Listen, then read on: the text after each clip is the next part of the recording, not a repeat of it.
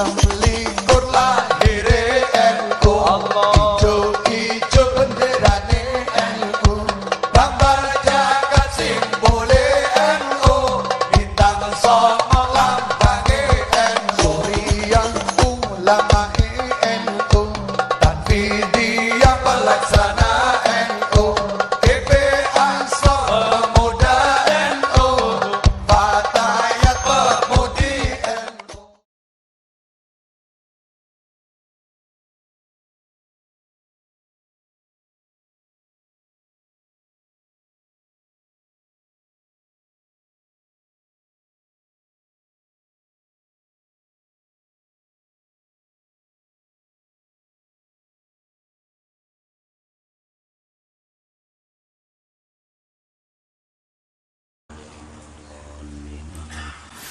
Bismillahirrahmanirrahim. Alhamdulillahilladzi waffaqa man syaa min ibadihi limtithali amrihi wajtinabi nahyihi warridha biqada'ihi wa hukmihi. Ashhadu an la ilaha illallah wahdahu la syarika lahu fi mulkihi wa milkihi, wa ashhadu anna sayyidana Muhammadan abduhu wa rasuluhu wa khiratu khalqihi. Sallallahu wa sallam ala safiyihi wa habibihi sayyidina wa maulana Muhammadin imami anbiya'ihi wa rusulihi, wa ala alihi wa sahbihi wa junudihi wa atba'ihi wa dhurriyyatihi, salatan wa salaman daimaini mutalazimaini ila yaumi liqa'ih. Amma ba'du. Yang kita hormati, kita cintai para habaib dan para alim ulama, para muhibbin, hadirin hadirat rahimakumullah. Alhamdulillah, puji syukur yang sebesar-besarnya kehadirat Allah Subhanahu wa taala, yang mana pada malam ini Allah Subhanahu wa taala mengumpulkan kita di majelis yang penuh berkah dan rahmat ini.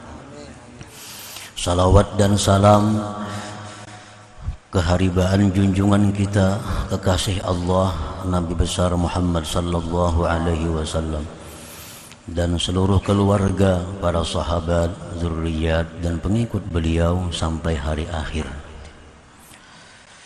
Para muhibbin rahimakumullah, al-hikmatus sabi'ah ba'dal mi'ah minal hikamil ataiyah.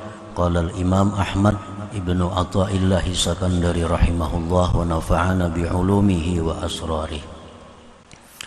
Hikmah yang ke-107 dari Al-Hikam, berkata Imam Ahmad Ibnu Athaillah Sakandari, mata ja'alaka fi zahir mumtasilan li amrih wa razaqaka fil batin al-istislama li qahri faqad a'zamal minnata alaik. Yang artinya, apabila Allah menjadikan engkau pada zahir menjunjung perintahnya, dan Allah berikan engkau pada batin menyerah bagi paksaannya, maka sungguh membesarkan Allah akan pemberian atas engkau. Itulah terjemah yang ke-107 ini. Maksudnya adalah idza waffaqaka fi zahir min a'dha'ika imtisalan li amrihi subhanahu wa jitinaban li nahyi wa razaqaka fi qalbik ar-ridha bi ahkamih faqad manna 'alaikal minnatal 'azimah. Apabila Allah Subhanahu wa taala memberikan taufik kepada engkau, maksud memberikan taufik itu memudahkan, memuluskan. Bila Allah memudahkan engkau pada zahir dari anggota-anggota engkau, mata, telinga, mulut, hidung, kaki, tangan, menjunjung bagi perintahnya Subhanahu wa ta'ala, menjauhi bagi yang dilarangnya. Jadi Allah mudahkan semua anggota ini untuk menjunjung perintah Allah. Tidak ada halangan untuk taat kepada Allah, baik lewat mata, telinga, mulut. Urusan taat mudah. Nah, urusan-urusan yang dilarang Allah mudah menjauhinya. Apabila Allah berbuat demikian kepada kita, dimudahkan taat, dimudahkan menjauhi maksiat, ditambah lagi Allah berikan di dalam hati kita ridha dengan hukum-hukum Allah, maka sungguh Allah telah memberikan nikmat yang besar atas engkau. Bahkan huwa min a'zamin ni'am, bahkan itu adalah termasuk paling banyak nikmat yang diberikan Allah kepada kita. Orang-orang yang tidak ada halangan untuk berbuat taat, tidak ada susah payah meninggalkan maksiat, ditambah lagi hatinya diisi oleh Allah dengan ridha terhadap apa yang diputuskan Allah. Bila kita sudah mampu demikian, berarti kita mendapat anugerah agung dari Allah. Anugerah yang sangat besar kita terima dari Allah Subhanahu wa ta'ala. Para muhibbin rahimakumullah, di mana nikmatnya itu dikatakan agung, di mana nikmat yang demikian tadi dikatakan besar. Nah, nikmatnya itu haitsu jama'a laka baina ubudiyyatil zahir wa ubudiyyatil batin. Sekira-kira Allah menghimpunkan bagi engkau antara ubudiyah yang zahir dan ubudiyah yang batin. Nah, jadi artinya kita ini sudah zahir batin jadi hamba Allah. Bila mana anggota zahir ini selalu taat kepada Allah, selalu menjauhi yang dilarang Allah, maka anggota zahir kita ini sudah jadi hamba Allah. Nah, bila mana batin kita ini ridha dengan yang ditetapkan Allah, maka batin kita pun sudah jadi hamba Allah. Jadi lengkap sudah kita, hamba Allah zahir dan batin. Ini sudah manusia yang sempurna. Para muhibbin rahimakumullah, alladzi bihi masirta abdan haqiqiyan lillah rabbil alamin, yang dengan dua itu, yang dengan dua tadi engkau menjadi hamba Allah yang sebenarnya. Menjadi hamba Allah yang sebenarnya. Para muhibbin rahimakumullah, orang-orang yang seperti ini bukan tidak mungkin berbuat dosa. Orang yang sudah menjadi hamba zahir batin ini bukan tidak mungkin melakukan maksiat, sebab mereka itu tidak maksum. Mereka tidak maksumin. Mereka bukan nabi rasul, tetapi mereka-mereka yang sudah jadi hamba Allah zahir batin ini, bila berbuat maksiat, mereka cepat tobat kepada Allah Subhanahu wa ta'ala. Nah, itu artinya mereka ini sudah mahfuzin. Mahfuzin itu untuk golongan orang seperti ini. Begitu berbuat dosa, mereka cepat untuk tobat kepada Allah. Kalau mereka kuat berbuat dosa, tobat mereka lebih kuat daripada berbuat maksiat mereka. Nah, para muhibbin rahimakumullah, jadi jangan dipaham, jangan diartikan bahwa orang yang sudah sedemikian kada berbuat dosa, bukan demikian. Mereka mungkin berbuat dosa, bisa berbuat dosa. Seperti Imam Junaid al-Baghdadi berkata, beliau ditanya oleh orang, ayaznil arif billah, wahai Junaid al-Baghdadi, apakah mau berzina orang yang sudah ma'rifat kepada Allah itu? Ayaznil arif, apakah bisa berzina orang yang sudah ma'rifat? Imam Junaid menjawab, beliau mengatakan bahwa ma qaddarallah kan, sesuatu yang ditakdirkan Allah terjadi. Wa kana amrullah, itu adalah perkara Allah makdura. Jadi artinya orang yang arif billah, orang yang ahli ma'rifat, mereka bukan tidak mungkin berbuat dosa. Tetapi kalau mereka itu berbuat dosa, cepat kembali kepada Allah, dan lebih daripada perbuatan maksiatnya itu tobat mereka. Nah, para muhibbin rahimakumullah, yang dihindari oleh mereka ini adalah al-israr alal maksiat. Nah, mereka mereka tidak akan mungkin mengekali dosa.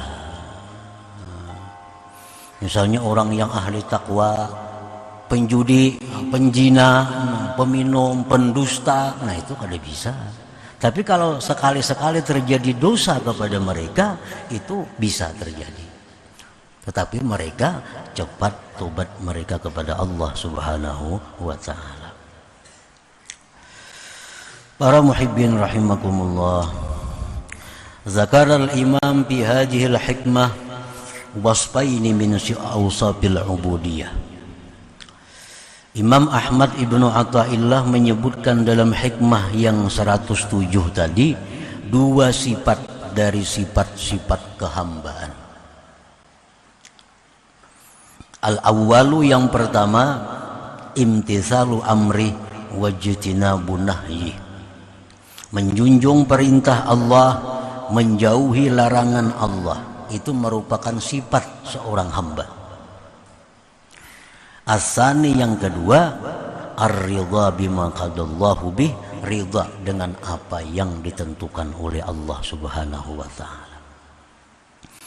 Pengertian ridha dengan apa yang ditentukan oleh Allah ini secara umum dan secara khusus. Secara khusus maksud di sini adalah kita ridha dengan apa yang telah ditentukan oleh Allah mengenai hukum-hukum yang diwajibkannya, perkara-perkara yang dilarangnya, perkara-perkara yang dibolehkannya, perkara-perkara yang dibencinya. Nah, kita ridha dengan demikian itu. Allah mewajibkan ini, kita ridha. Allah melarang ini, kita ridha. Allah mengharuskan ini, kita ridha. Allah menghalalkan ini, kita ridha. Nah, secara khusus itu yang dimaksud dalam hikmah yang ke-107 ini. Secara umum, ridha dengan hukum-hukum Allah, seperti ridha dengan musibah, ridha dengan lain-lain, itu secara umum. Tapi yang dimaksud di sini adalah ridha dengan apa yang dihukumkan oleh Allah tentang taklif seorang manusia, seperti wajib, haram, dan lain-lain tadi. Allah mengharamkan umpamanya riba. Nah, kita riba, kita setuju, kita kan ada keberatan. Nah, riba itu diharamkan oleh Allah. Nah, ini maksudnya. Allah mewajibkan zakat, zakat emas, zakat uang 2,5%. Kita riba. Sedikit pun dalam hati tidak ada keberatan untuk mengeluarkan zakat itu. Nah, ini ridha dengan hukum Allah. Kadang di hati banyaknya zakatnya ini bilang, nah, mana zakat, mana pajak, pulang macam-macam. Jadi di hati ini ada semacam berat melaksanakan hukum Allah. Nah, ini ngarannya kada ridha lawan hukum Allah. Seorang hamba Allah, apapun yang dihukumkan Allah, ridha dengan senang hati.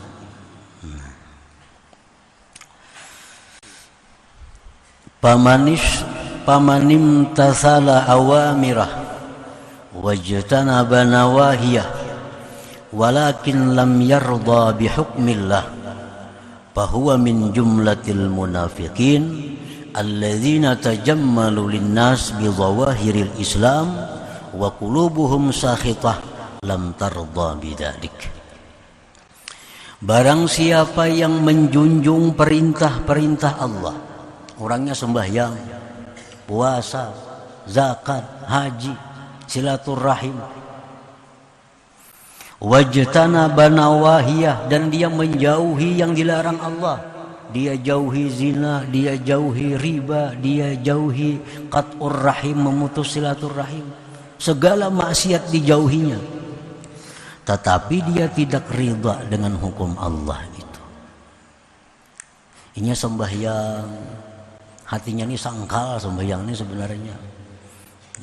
Inya berzakat, hatinya ini kada plong mengeluarkan zakat itu. Hatinya membantu orang tak paksa.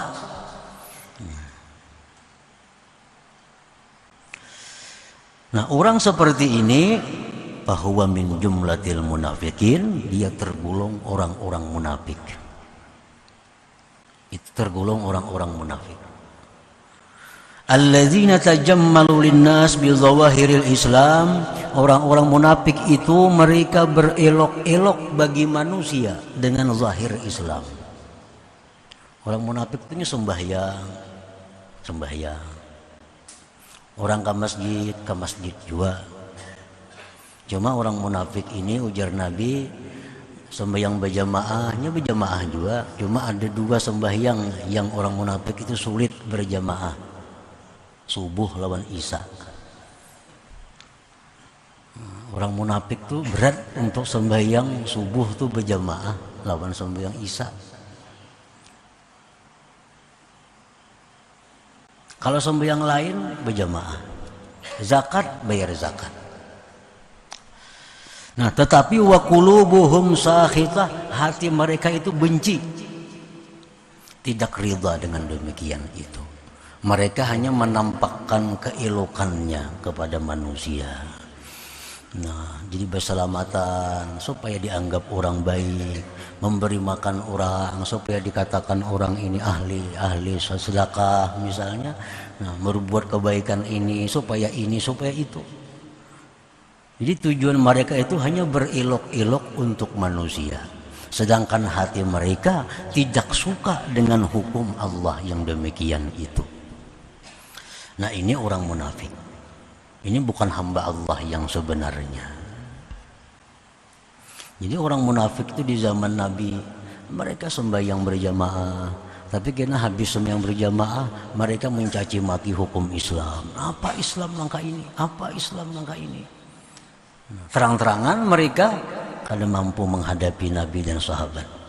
Ini secara zahir secara zahir mengikuti apa-apa yang diadakan oleh Rasulullah. Nah, para muhibbin rahimakumullah, qala Allah Ta'ala fi haqqihim, Allah berfirman tentang orang munafik, innal munafiqin fid darkil asfal minan nar. Orang-orang munafik itu, sesungguhnya orang-orang munafik itu pada dasar yang paling bawah dari neraka mereka itu. Orang yang bayar zakat tapi tidak ridha hatinya. Orang yang sembahyang tapi tidak ridha hatinya dengan kewajibannya. Ini orang munafik. Dan orang munafik ini diancam oleh Allah, innal munafiqin fid darkil asfal minan nar. Orang munafik itu di dasar yang paling bawah daripada neraka jahanam, lebih berat daripada Yahudi, lebih berat daripada Nasrani. Di dalam kitab tafsir Al-Qurtubi disebutkan bahwa neraka itu ada 7 lapis. Nah, ada sirat, titian. Nah, sudah manusia ditimbang amal, mereka akan melewati titian yang disebut dengan sirat. Di bawah sirat itu lapisan neraka yang paling atas disebut dengan jahanam. Nah, Jahannam ini penghuninya adalah Muhammadiyun al-asun, umat Nabi Muhammad sallallahu alaihi wasallam yang ahli maksiat, yang tidak diampuni oleh Allah dosanya. Jadi begitu umat Nabi Muhammad yang ahli maksiat ini gugur dari titian, itu langsung ke permukaan neraka Jahannam. Nah, di bawah neraka Jahannam itu ada lagi Laza, nama neraka nih. Artinya begitu terjun dari sirat, ini orang kada singgah di Jahannam, turun lagi ke bawah. Nah, ada neraka yang namanya Laza. Nah, sesudah Laza, di lapisan bawah yang ketiga ada lagi neraka yang namanya itu Hutamah. Wa ma adraka mal Hutamah. Nah, ini jauh ke bawah lagi nih. Lapisan yang keempat di bawah lagi ada neraka yang namanya Sa'ir. Yang kelima di bawahnya lagi ada neraka yang namanya Sakar. Ini terjunnya itu melewati satu babak neraka itu bukan pendek, ada yang 1000 tahun. Ada sampai 60.000 tahun. Nah, lapisan yang ke-6 ada neraka yang namanya Jahim. Yang paling bawah neraka itu adalah neraka yang namanya Hawiyah. Nah, inilah tempatnya orang-orang munafik ini. Orang yang hanya pada zahirnya menampakkan Islam, tetapi hatinya tidak ridha dengan Allah dan hukum-hukum Allah Subhanahu wa ta'ala. Nah, para muhibbin rahimakumullah. Jadi orang munafik ini semua ditamuinya neraka Jahannam dirasainya, apalagi Laza dirasainya, Sakar dirasainya, sampai diam kayaknya di bawah sama sekali daripada neraka itu. Nauzubillah min zalik. Nah, orang yang melakukan perintah Allah, menjauhi larangan Allah, tetapi hatinya tidak ridha dengan demikian, termasuk golongan orang-orang munafikin. Wa manidda'ar ridha billah wa bihukmillah. Dan orang yang mengaku ridha dengan Allah, mengaku ridha dengan hukum Allah, walam yamtasil awamirah, tetapi tidak menjunjung perintah Allah, walam yajtanib nawahiyah, tidak menjauhi yang dilarang Allah. Ini orang ini mengaku ridha dengan Allah. Raditu billahi rabba, aku ridha Allah itu Tuhanku. Nah, di mulutnya mengaku Allah ridha sebagai Tuhannya, ridha dengan hukum-hukum Allah, tetapi tidak menjunjung perintah Allah. Sembahyang maka kada, puasa kada. Walam yajtanib nawahiyah, dan tidak menjauhi yang dilarang Allah. Fahuwa min jumlatil kadzibin 'ala Allah subhanahu, maka mereka itu termasuk orang-orang yang mendustai Allah subhanahu wa ta'ala. Mendustai Allah.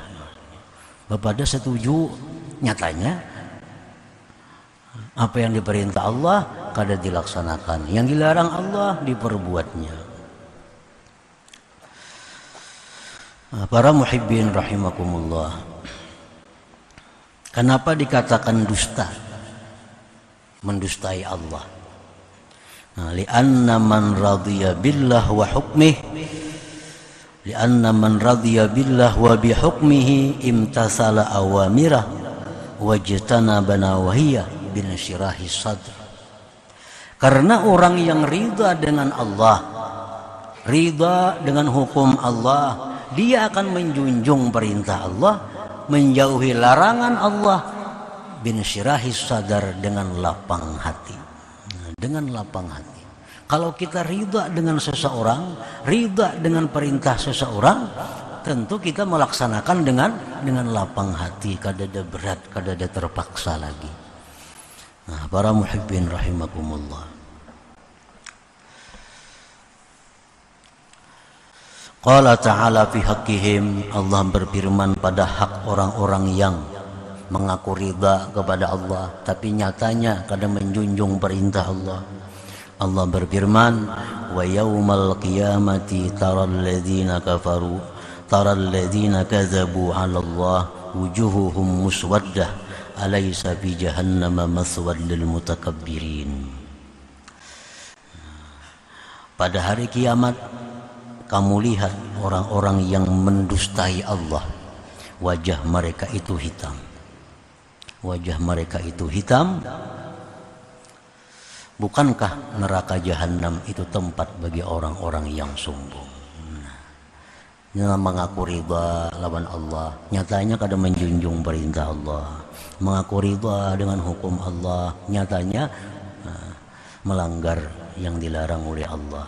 Nah ini di akhirat Allah menyatakan wajah-wajah mereka itu engkau lihat hitam dan mereka menjadi penghuni api neraka jahanam. Nah, para muhibbin rahimakumullah, fal abdu lillahi haqqan man imtasala awamirah wajtanaba nawahiyah wa radiya billah wa bihukmihi wa qada'i. Seorang hamba Allah yang sebenarnya, orang yang menjunjung perintah Allah, menjauhi larangan Allah, dan ridha dengan Allah dan hukum serta ketetapan Allah subhanahu wa ta'ala. Nah itulah orang-orang yang disebut Abdullah haqqa, hamba Allah yang sebenarnya. Nah oleh karena itu tadi Imam Ahmad ibnu Athaillah menyebutkan bahwa apabila Allah Ta'ala sudah memudahkan kepada kita menjauhi yang haram, Allah mudahkan kita melakukan yang wajib, perintah-perintah, Allah beri dalam hati kita ridha dengan Allah, maka sungguh kita telah mendapat nikmat yang besar dari Allah subhanahu wa ta'ala, karena kita menjadi hamba Allah yang sebenarnya. Jadi kada setengah-setengah mengambil. Kalau mengambil di menjunjung perintah aja, menjauhi larangannya, tapi kada ridha, macam orang munafik. Ridha dalam hati kepada Allah, kepada ridha, nyatanya kada sembahyang, mendustai Allah subhanahu wa ta'ala. Nah jadi junjunglah perintah Allah, laksanakan perintahnya, kita jauhi larangannya, dan hati kita itu ridha, setuju dengan demikian itu. Para muhibbin rahimakumullah, para ulama suluk menjelaskan, menerangkan bagaimana caranya supaya kita ini bisa melakukan apa yang diperintah Allah, menjauhi yang dilarang Allah dengan ridha itu. Nah, mereka berkata salah satu caranya adalah meyakini di dalam hati, seyakin-yakinnya bahwa apa yang Allah perintahkan kepada kita itu pasti membawa kebaikan untuk kita dunia dan akhirat. Setiap yang dilarang oleh Allah itu pasti, sangat pasti akan merugikan, mencelakakan kita dunia dan akhirat. Nah supaya kita bisa melaksanakan perintah dengan ridha, bisa menjauhi yang haram dengan ridha. Kita meyakini bahwa bila Allah menyuruh ini pasti itu ada kebaikan untuk kita dunia dan akhirat. Bila Allah melarang ini pasti dalamnya ada racun, dalamnya ada bahaya untuk kita dunia dan akhirat. Nah, para muhibbin rahimakumullah, kita ambil contoh satu, misalnya sembahyang, salat. Allah memerintahkan kita sembahyang ini 5 kali sehari.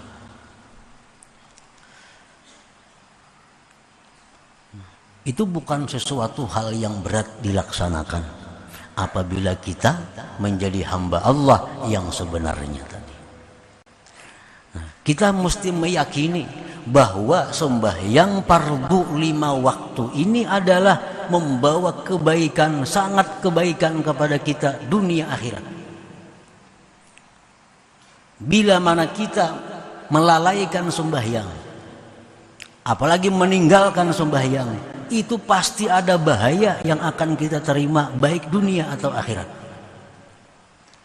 Jangan ragu-ragu lagi. Bila kita melalaikan sembahyang itu pasti ada bala, ada bencana yang akan menimpa kita, baik di dunia maupun di akhirat. Kita mesti yakin, seyakin-yakinnya. Nah, bila kita sudah yakin demikian, maka sembahyang itu bisa dengan senang hati kita lakukan, bisa dengan lapang dada kita lakukan dan tepat pada waktunya. Nah, asal meyakini dulu, meyakini. Kenapa kita aktif minum obat tuh? Pagi minum obat, habis makan minum obat, siang minum obat, malam minum obat lagi. Karena kita meyakini apa jar tukang obat itu. Kita meyakini ujar dokter tuh bahwa obat inilah penyembuh engkau. Lalu kita minum obat. Nah, kita khawatir obat habis. Kemana-mana sedia obat. Hendak musafir, siapakan obat. Karena kita begitu yakin bahwa obat ini sangat bermanfaat untukku. Nah, andai kata kita meyakini sembahyang seperti meyakini obat itu, niscaya sembahyang kita tepat waktu. Niscaya sembahyang dengan lapang, dengan tenang, dengan senang hati. Kita minum obat terpaksa, kada terpaksa minum obat. Bahkan bayar. Kenapa? Karena kita meyakini sembahyang gratis. Sembahyang gratis. Kenapa kita malas? Kenapa kita di luar waktu? Karena keyakinan kita kurang terhadap sembahyang itu. Nah, itu contoh. Jadi bahwa setiap yang diperintah Allah pasti membawa kebaikan, membawa ketenangan, membawa kebahagiaanku dunia dan akhirat. Dan bila mana yang dilarang oleh Allah itu pasti sudah akan membawa celaka, akan membawa binasa.